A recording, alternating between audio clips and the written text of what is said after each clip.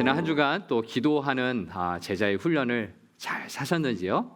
우리가 하나님께 기도할 수 있는 이유는 하나님께서 나를 자녀 삼아 주셨기 때문에 하나님을 아버지라 부르며 그 어린아이가 아버지한테 달려가듯이, 때로는 떼쓸 수도 있고요, 때로는 뻔뻔할 수도 있고, 또 담대하게 그 아버지의 품에 안기는 것, 그렇게 사랑의 교제를 나누는 것이 우리의 기도의 훈련입니다. 하나님을 아버지라 계속 부르시고 주님 앞에서 담대하게 부르짖는 우리의 삶이 될 수 있기를 바랍니다.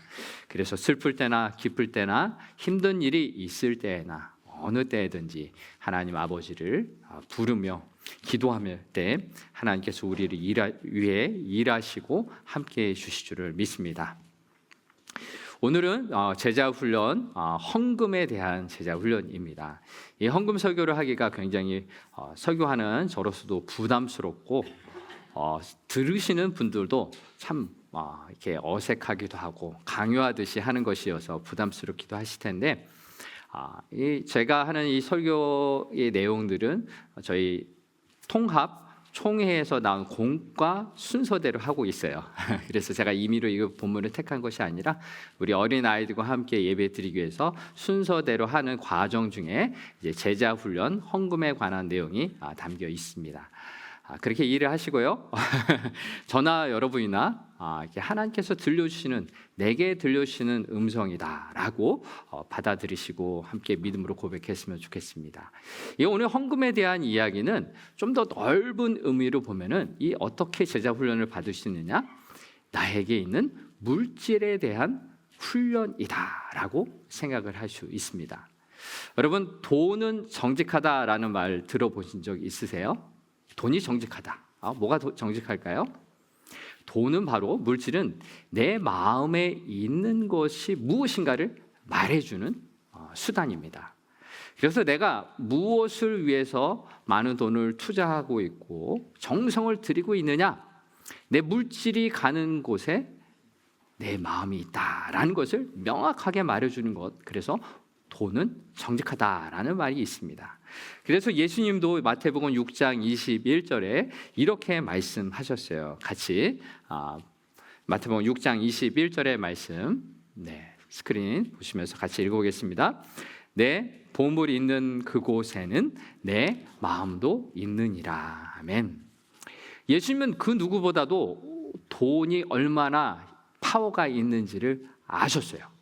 우리 인간의 이 돈, 물질에 노예가 되어서 물질이 원하는 대로, 내 마음이 욕심이 원하는 대로 살 수 있는 연약한 우리의 본성인을 너무나 잘 아셨기 때문에 방금 말씀하신 거예요. 네 보물이 있는 곳에, 네가 신경 쓰고 있는 그 물질에 네 마음도 거기에 가 있는 거야 라는 것을 우리에게 알려주시는 거죠. 사랑하는 성도 여러분, 내가 무엇에 신경 쓰고 있는가를 알려면은 내 물질이 어떻게 쓰이는가를 알으셔야 돼요. 한 달이든 6개월이든 1년이든 내가 무엇에 이렇게 투자를 하고 있는가, 신경을 쓰고 있는가, 돈의 흐름이, 즉 내 마음이 있는 것을 이야기해주고 있습니다. 우선순위, 내가 무엇을 위해서 살아가고 있는가, 그것을 우리는 알아야 하는 것입니다. 오늘 이 과부가 드린 2렙돈의 이 예수님의 이야기를 함께 살펴보면서 우리도 물질에 대한 훈련을 어떻게 해야 하는 것인지 함께 살펴보려고 합니다. 첫 번째로 오늘 본문에서 말씀하시는 것은 예수님은 우리의 모든 것을 보고 계십니다라는 내용입니다. 오늘 본문 41절을 보면은 예수님께서 보시는 것이 있었어요. 본문을 보시면은 예수께서 헌금함을 대하여 앉으사 무리가 어떻게 헌금하는가를 보실세라고 기록되어 있습니다. 무엇을 보십니까? 무리가 어떻게 헌금하는가를 보고 계셨다라는 거예요. 당시 예루살렘 성전 안에는 13개의 헌금함이 있었어요. 그 이미지를 하나 찾아봤는데요. 한번 보실까요? 네.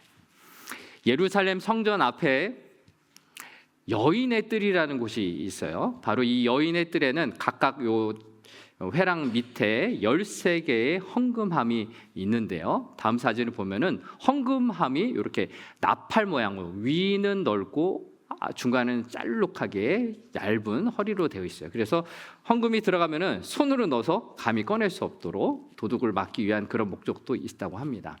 다음 사진을 보시면은 이제 안쪽에서 바깥 여인의 뜰을 바라보는 곳입니다. 그래서 예수님이 이 헌금함에 헌금을 하는 사람들을 그 헌금함 앞에서 물끄러미 바라보고 계셨다라는 것입니다. 그래서 오늘 본문에 나오는 다음 사진을 보시면은 이 두 렙돈, 이 화폐의 모양에 따라서 이 로마 황제가 그려진 것일수록 귀한 값진 은과 금이 많이 들어있는 주화인데, 이거는 그런 것도 아니에요. 그냥 아주 작은 동전 하나를, 두 개를 이제 떨어뜨리고 들어간 것입니다. 이 헌금에는 여러 가지 목적이 있었어요. 13개의 헌금함에 각각 목적이, 어떤 헌금함은 제사를 드리는데 제물을 구입하고, 또 그 나무를 태울 때 나무를 구입하고, 향료를 만드는 데 쓰이기도 하고, 성전을 보수하기도 하고, 또 성도들의 공동체의 필요에 따라서 구제하고 도와주는 그런 목적, 여러 가지의 헌금함이 따로 있었습니다. 즉 이 헌금이라는 것은 예배를 드리는데 사용하고요, 또 공동체의 필요를 따라서 쓰이는 것이 바로 이 당시의 헌금의 목적이었습니다. 그런데 오늘 본문에 보면은 이 나팔 모양으로, 잠시 아까 전에 보셨듯이 나팔 모양으로 돼서 길게 있는 그 헌금함에 헌금을 할 때 어떤 일이 벌어지느냐? 오늘날은 종이 지폐가 있지만 당시에는 종이 지폐가 아니라 모든 돈은 동전이었어요.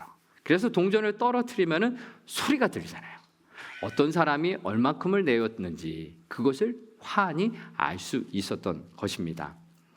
저도 어렸을 때 이런 기억이 있습니다. 우리가 예전에는, 코비드 이전에는 거의 모든 교회가 헌금 바구니를 옆으로 돌리잖아요. 저도 어렸을 때 초등학교 정도는 100원 정도 이제 어머니가 주시면 헌금 이렇게 100원 이렇게 넣게 되는데, 어른들하고 같이 예배 드릴 때 보면은 어떤 분들은 헌금 바구니 위에 그냥 이렇게 살짝 하시지만 어떤 분들은 깊숙이 넣으시더라고요. 왜일까 생각해 보면은 동전 떨어지는 소리가 들리니까 깊숙이 넣어가지고 살짝 떨어뜨리시는 거예요. 저도 언젠가는 이 헌금을 준비해 가야 되는데 헌금을 준비를 못해 간 적이 있어요. 그러면 어디 있지? 다른 거 뭐 하나라도 50원짜리라도 10원짜리라도 어디 있을까 막 뒤지고, 없으면은 헌금 바구니가 올 때 그냥 넣는 척하고 그래야 되나 말아야 되나, 그런 고민도 참 많이 했었던 적이 있습니다. 그 시간을 가만히 떠올려 보면은 내가 그 당시에는 헌금을 왜 하는지, 헌금을 누구에게 하는지를 잘 몰라서 그냥 다른 사람 의식해서 내는 척이라도 해야지, 떨어진 소리 안 들리게 이렇게 깊숙이 넣어야지 라는 생각을 했었던 것 같습니다. 오늘날 우리 헌금은 예배당 앞에서 미리 헌금 봉투에다 넣어서 넣고요, 또 그렇지 않으면 인터넷 뱅킹으로 헌금을 하기도 합니다. 그래서 비교적 옛날보다도 다른 사람을 의식하지 않고 헌금을 할 수 있는 시대가 되었어요. 그런데 여기서 중요한 질문은 무엇입니까? 내가 헌금을 할 때 누구를 의식해야 하는가라는 것입니다. 다른 사람이 내 헌금하는 것을 볼까 봐 얼마를 할지 볼까 신경이 쓰이십니까? 그럴 이유가 전혀 없다라는 것이에요. 헌금은 하나님께 내 마음을 드리는 것이기 때문에, 그리고 하나님께서 내 예물을, 내 삶을 받아주시기에 그렇게 기쁜 마음, 감사함으로 헌금을 하는 것이죠. 그래서 나를 바라보고 계시는 하나님을 의식하는 것, 오늘 본문에 나온 것처럼 헌금함을 바라보시는 예수님을 의식하면서 우리는 헌금 생활을 해야 합니다. 그런데 오늘 본문에 보면은 아까 전에 헌금함을 생각하시면 헌금함이 바로 앞에 있는 그곳에 예수님이 자리를 잡고 앉으셨어요. 그리고 보셨어요. 여기서 보셨다라는 동사는 헬라어로 그냥 단순히 한번 쳐다보았다라는 것이 아니라 물끄러미 한참을 보다라는 의미가 담겨 있어요. 그러니 예수님은 그 헌금함에 와서 어떤 사람은 동전 소리가 요란하게 들리면은 많이 하는구나, 또 아니면 동전 하나나 두 개 하면은 그 정도 조금 하는구나라는 것을 누구나 다 알 수 있었던 거죠. 예수님도 그 헌금하는 겉모습을 보고 계셨지만 예수님은 또 무엇을 보셨을까요? 헌금을 하는 그 사람의 마음 중심을 보고 계셨던 것입니다. 그래서 두 번째 내용이 이것입니다. 예수님은 겉모습뿐만이 아니라 우리의 속마음 중심을 보고 계십니다. 오늘 본문 41절 하반절을 보면은 예수님이 헌금 앞에 앉아서 무엇을 보시느냐? 여러 부자는 많이 넣었는데 42절에 한 가난한 과부는 와서 2렙돈 곧 한 고드란트를 넣는지라. 아멘. 예수님은 헌금 넣는 것을 다 보셨어요. 여러 부자들은 동전이 와르르 쏟아지는 것을 들으셨고, 또 이 가난한 과부라고 표현했죠. 이 가난하다라는 것, 형색이, 모습이 가난한 것을 누구라도 알 수 있을 만큼 자신의 삶이 어려운, 형편이 힘든 그 남편을 잃은 여인의 그 모습입니다. 그런데 그녀가 헌금을 넣을 때 동전 두 님이 떨어졌어요. 어떤 소리가 들렸을까요? 톡톡. 아마 잘 안 들렸을 것 같아요. 굉장히 이 렙돈이라는 것은 가볍고 가치가 없는 그런 돈이었기 때문에 거의 소리가 들리지 않을 만큼 아주 작은 소리를 냈을 것입니다. 예수님도 그 소리를 들으셨고 그 주변에 있는 사람들도 그 소리를 들었을 것입니다. 그런데 예수님은 다른 사람이 듣고 보는 것 이상으로 그 여인의 그 헌금하는 자세를, 그 마음 중심을 보셨던 거예요. 그래서 41절을 다시 보시면은 예수님이 무엇을 어떻게 보셨느냐 하면은 무리가 어떻게 헌금함에 돈 넣는가를 보실세라고 기록합니다. 무리가 얼마, 액수를 넣는가를 보신 게 아니라 어떻게를 보셨던 것입니다. 이 어떻게라는 헬라어 포스라는 단어는 단순히 어떤 사실을 보는 게 아니라 그 사람의 마음 중심, 태도, 자세까지 주목해서 본다라는 것을 말씀해 주세요. How, in what way, by what manner라는 뜻이 담겨 있는 것처럼 어떤 자세로 헌금을 드리는지를 주목해서 예수님이 보셨어요. 더 정확하게 말하면 그 액수를 보신 게 아니라 그 사람의 마음 중심, 태도를 보고 계셨던 것입니다. 그래서 43절에 예수님은 그 마음 중심에 대해서 이렇게 말씀하십니다. 43절에 예수께서 제자들을 불러다가 이르시되 내가 진실로 너희에게 이르노니 이 가난한 과부는 헌금함에 넣는 모든 사람보다 어떻게 해요? 많이 넣었도다.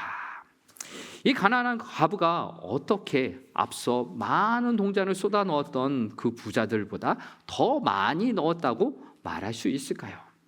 그 과부가 드렸던 헌금은 단지 2렙돈이에요. 오늘날 가치로 환산하면 얼마나 될까요?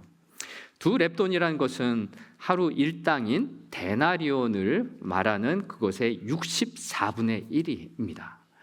그러면 오늘날로 예를 들어서 하루 일당이 200불이라고 가정했을 때 64분의 1, 약 3불 정도의 가치입니다. 3불 정도의 가치가 많은 금액은 아닐지라도 그러나 다른 사람의 눈치를 보면서 낼 헌금 그 액수도 아닙니다. 그런데 여기서 중요한 것은 그 액수가 사람들 눈에는 보기에 비교해서 적은 액수일지라도 예수님께는 가장 귀한 것이었어요. 왜냐하면 그 액수는 그녀의 전부였기 때문입니다. 그녀의 헌금에 대해서 어떻게 말씀하셨어요? 다른 사람보다 많이 넣었다라고 칭찬하셨던 것이죠. 그 이유, 남편 잃은, 그래서 과부로서 경제 활동을 할 수 없는 이 여인의 가냘픈 현실 가운데 그 마음 중심이 담겨 있었다라는 것을 예수님이 아셨던 것이죠. 그래서 44절에 이렇게 말씀하십니다. 그들은, 부자를 이야기하죠. 그들은 다 그 풍족한 중에서 넣었거니와 이 과부는 그 가난한 중에서 자기의 모든 소유 곧 생활비 전부를 넣었느니라 하시니라. 아멘. 남들은 알 수 없어요. 남들은 볼 수 없어요. 그러나 예수님은 다 보셨어요. 무엇을? 그 마음의 중심을. 자신의 생활비를 전부 다 들여서도 아깝지 않습니다. 하나님 나의 전부입니다 라는 것을 고백했던 것입니다. 저에게 있어서도 물질의 훈련이 있었다라는 것을 한번 말씀드리려고 하는데요. 지난주 설교에서도 제가 가진 꿈이 상업 잠수사 딥시 다이버가 돼서 돈을 많이 버는 것이었다고 했잖아요. 근데 하나님께서는 그것으로 성공하지 않게 하시고 한국에 돌아와서 신학교를 가게 하셨다라는 것. 그래서 제가 이제 신대원을 졸업하고 전임 풀타임으로 일을 하게 되었는데 한국에서는 전임 사택을 전임 전도사 때 사택을 주지 않고 그 교회에서는 서울 한복판에 있는 교회였기 때문에 사택 지원비를 줬어요. 그 당시에 그 돈으로는 조그마한 방 하나 원룸을 살아야 하는데 그 전에는 아내와 함께 시집살이를 저희 집에서 좀 하다가 나와서 이 사택 지원금으로 얻을 수 있는 방이 방 한 칸이었어요.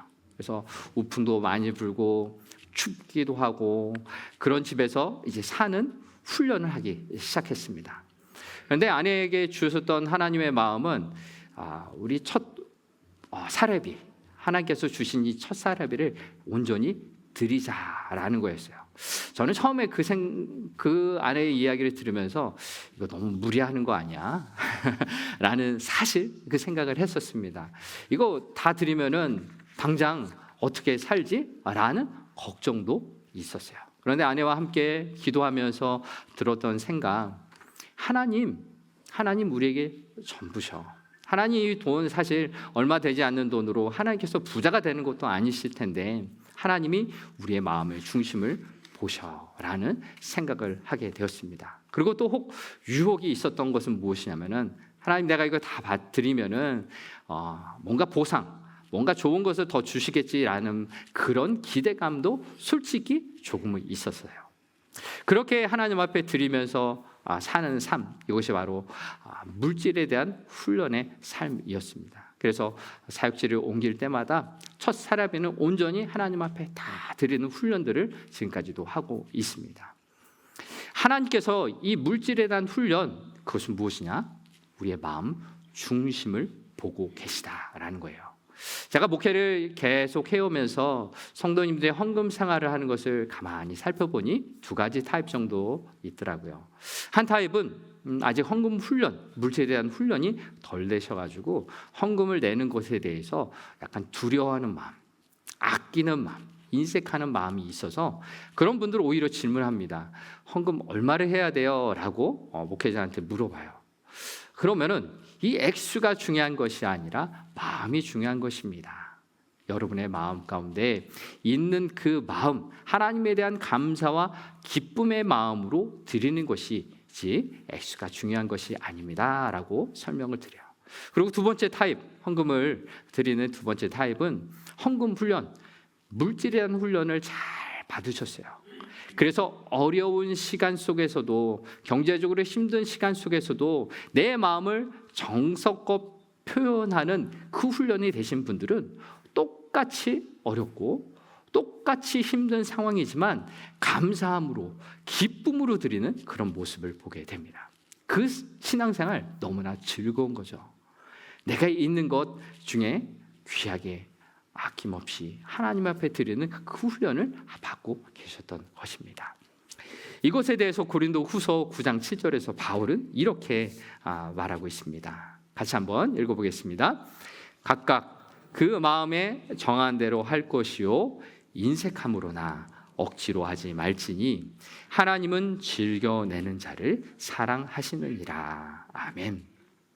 방금 읽은 말씀처럼 하나님께서 귀하게 보시는 것은 무엇이냐? 액수가 아니라 마음이라는 거예요.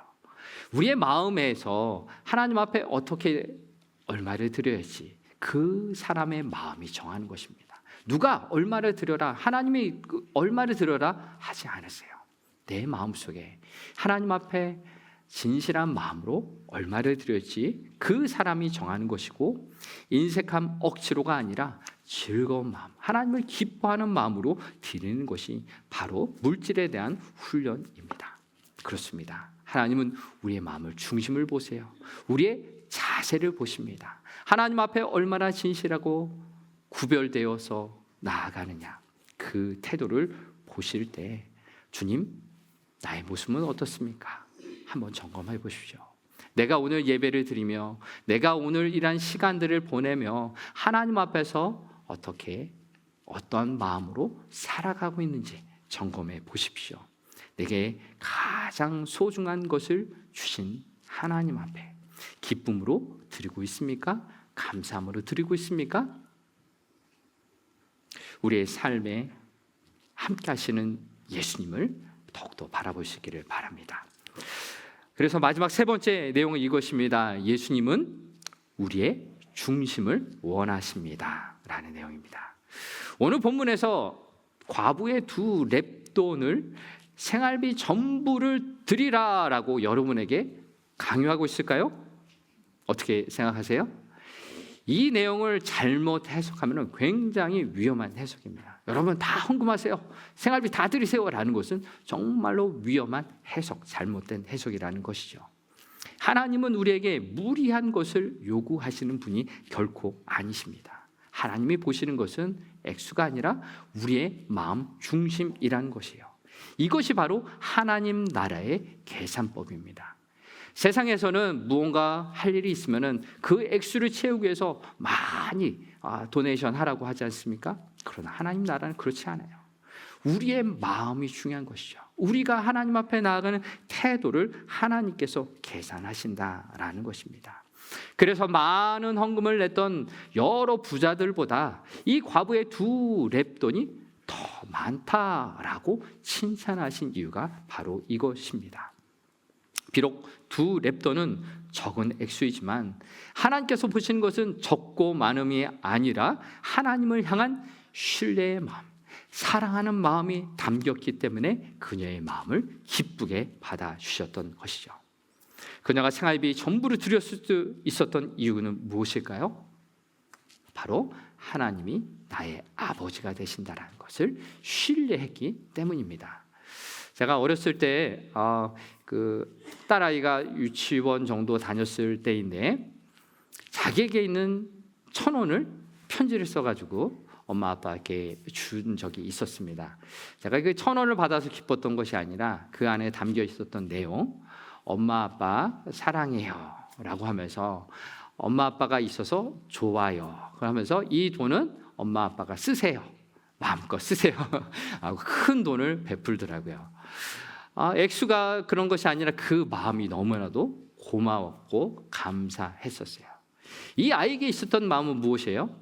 엄마 아빠 다 먹여주고 입혀주고 사랑해주고 돌봐주니까 내게 있는 것 그냥 다 줘도 아깝지 않다는 것이고, 엄마 아빠가 쓰면은 더 좋게 좋은 것으로 채워주시고 입혀주실 것이라는 그 신뢰하는 마음, 그 확신이 있었다라는 것을 지금 돌아보니까 생각이 됩니다.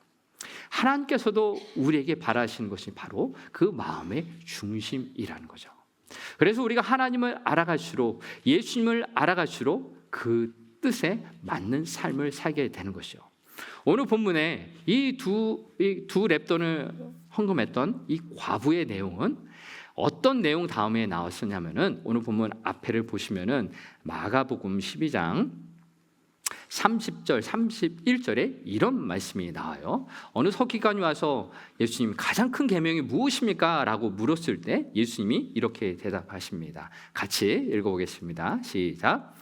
내 마음을 다하고 목숨을 다하고 뜻을 다하고 힘을 다하여 주 너의 하나님을 사랑하라 하신 것이요. 둘째는 이것이니 내 이웃을 내 자신과 같이 사랑하라 하신 것이라. 이보다 더 큰 계명이 없느니라. 아멘. 제일 큰 계명, 하나님을 사랑하고 이웃을 사랑하라 라는 것이에요. 이것을 지켜라 라고 하셨는데, 오늘 본문에 이 말씀 다음에 나온 사건이에요. 과부가 2 렙돈을 하나님 앞에 드리면서 이 예물이 하나님을 사랑하는 것이고 이웃을 사랑하는 일로 사용되게 하여 주옵소서라고 이 고백으로 드렸던 이 헌금, 정말로 값진 헌금이었다라는 것입니다. 우리가 많은 액수를 헌금하더라도 우리의 마음 가운데 진실로 하나님을 사랑하고 이웃을 사랑하는 마음이 없고, 대신 내가 이 액수를 바쳤으니 사람들에게 인정받고 칭찬을 받고, 심지어 하나님께서도 나를 알아주실 거야, 그리고 하나님이 나에게 큰 보상을 해주실 거야 라는 마음이 있다면 이 마음도 뒤로 내려놓아야 돼요. 왜요? 하나님하고 거래하는 것이 아니잖아요. 지난주에 우리가 기도하는 것에서도 기도는 거래가 아니라 하나님과의 사귐이다 라고 말씀을 함께 나눴었죠. 순수한 마음으로 하나님과 교제하며 하나님과 대화하며 하나님을 뜻대로 구하는 기도, 그것처럼 우리의 헌금에 상할 우리의 물질의 이 훈련도 하나님과의 순수한 교제 가운데 나아가는 것이요.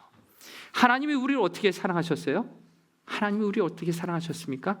그 아들 예수 그리스도를 십자가에 못 박히심으로 나의 죄를 용서하셔서 하나님의 자녀로 삼아주셨잖아요. 이것이 바로 하나님의 사랑이에요.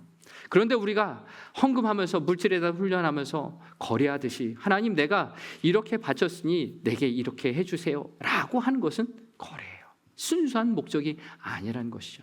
하나님께서 그 아들 십자가에 못 박게 하신 건 내게 11조를 받기 위해서 하신 것이 아니라 내 마음 중심, 내가 너를 사랑하니 너도 나를 사랑하라, 함께 사랑하자, 교제하자라고 우리를 불러주신다는 것, 그것을 기억할 수 있기를 바랍니다. 이것이 바로 우리가 물질에 대한 훈련을 받는 것입니다. 내가 이 물질을 하나님 나라 위하여 소중하게 쓰임받기를 원해서 하나님 앞에 드린다면 하나님 당신의 뜻에 맡겨드립니다. 아버지께서 귀하게, 아버지께 눈이 가는 곳에, 아버지의 마음이 있는 곳에 이 물질이 사용되게 하여 주옵소서. 그런 마음으로 드리시면 돼요. 그리고 하나님께서 그 일 위해 당신의 나라를 위해 사용해 주시는 것입니다. 우리의 마음의 중심을 그렇게 드려질 때 하나님께서 우리의 마음을, 우리의 믿음을 진심으로 받아주신 줄 믿습니다. 이제 오늘 말씀을 마무리하려고 합니다. 사랑하는 성도 여러분, 오늘 이 시간 우리의 마음을, 고백을 이렇게 한번 입술을 열어 고백해 보십시다. 하나님은 나의 전부이십니다. 하나님은 나의 전부이십니다.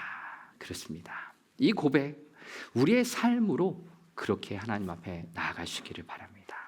내게 이 모든 것을 주신 하나님의 사랑 정말로 감사하고, 내게 오늘 주신 오늘이라는 시간과 건강과 또 관계들, 모든 것이 하나님께로부터 왔습니다. 하나님이 주신 선물입니다 라는 것을 고백하며 살아갈 때 우리는 감사할 수밖에 없어요. 기뻐할 수밖에 없어요. 우리의 믿음의 훈련 가운데 이 감사와 기쁨이 회복되길 원합니다. 이렇게 우리가 감사하며 기뻐하며 살 때 우리는 이 땅에서 내게 맡겨주신 그 삶을 정말로 신실하게, 정말로 하나님 뜻 안에 살아갈 수가 있습니다. 여러분, 집사라는 것 많이 들어보셨죠? 우리 교회 안에서도 집사라는 직분이 있잖아요. 집사라는 직분은 교회의 사역을 맡아 섬기는 봉사의 직분이에요. 그런데 이 세상에서도 이 집사라는 말을 사용하고 있어요. 어떨 때 사용합니까? 네, 고양이 집사. 고양이 키우는 사람을 집사라고 부르는데 사전적 의미를 찾아보니까 일을 맡아서 하는 사람이 집사입니다. 자, 고양이를 키우는 사람도 내 고양이니까 키우고 돌보잖아요. 교회 안에서 하나님 나라에서 우리를 집사, 하나님의 일을 맡은 사람으로 부르셨는데요. 왜 우리가 감히 자격도 없는 우리가 하나님의 사람이 되어서 하나님 나라의 일을 할 수 있을까요? 그 이유는 무엇이냐? 화면을 보여주시면은 집사가 하나님 나라의 일을 맡을 수 있는 그 이유는 하나님의 비밀을 맡은 자이기 때문입니다. 곧 청지기이기 때문이에요. 자, 하나님 나라의 비밀은 무엇입니까? 비밀이란 하나님께서 우리를 사랑하셔서 그 아들 예수 그리스도를 우리에게 보내주신 것, 그것을 통하여서 나는 하나님의 자녀가 되었다는 것, 이것이 비밀입니다. 성령께서 우리로 하여금 알게 하시지 않는다면 우리는 감히 깨달을 수 없는 비밀을 아는 사람이에요. 그렇습니다. 저와 여러분은 하나님 나라의 비밀을 알려주셨기 때문에 그 비밀을 안 사람으로서 즐겁게 하나님께서 맡겨주신 그 일을 감당할 수가 있는 거예요. 여러분의 삶의 자리, 가정에서, 직장에서, 어디에서든 나는 하나님의 자녀야. 하나님의 그 약속의 자녀로 그 비밀을 아는 사람으로서 오늘도 살아갈 수 있어 라고 선포하며 살아갈 수 있기를 바랍니다. 그래서 집사는 하나님이 어떤 분이신지를 알고 그분의 뜻을 신뢰하고 하나님 나라의 모든 일을 맡을 책임과 권한을 가진 사람으로 오늘도 우리가 살아갈 수 있는 것이요, 바로 이것이 제자 훈련입니다. 청지기로서 내게 맡겨주신 일들, 시간들, 물질들, 건강과 관리들, 이 모든 것 내게 맡겨주셨으니 내가 청지기로서 선하게 쓰임받기를 소망합니다. 이렇게 살아갈 수 있기를 바랍니다. 이 제자의 훈련에 대해서 고린도후서 4장 1절 2절의 말씀에서 이렇게 우리에게 말씀하고 있어요. 고린도전서 4장 1절 2절의 말씀 같이 읽어보겠습니다. 사람은 우리를 그리스도의 일꾼이요 하나님의 비밀을 맡은 자로 여기라. 이제 맡은 자들에게 구할 것은 충성뿐이니라. 아멘. 우리를 하나님의 사람 그리스도의 일꾼으로 부르셨고 하나님의 비밀을 맡은 사람으로 우리를 세우셨어요.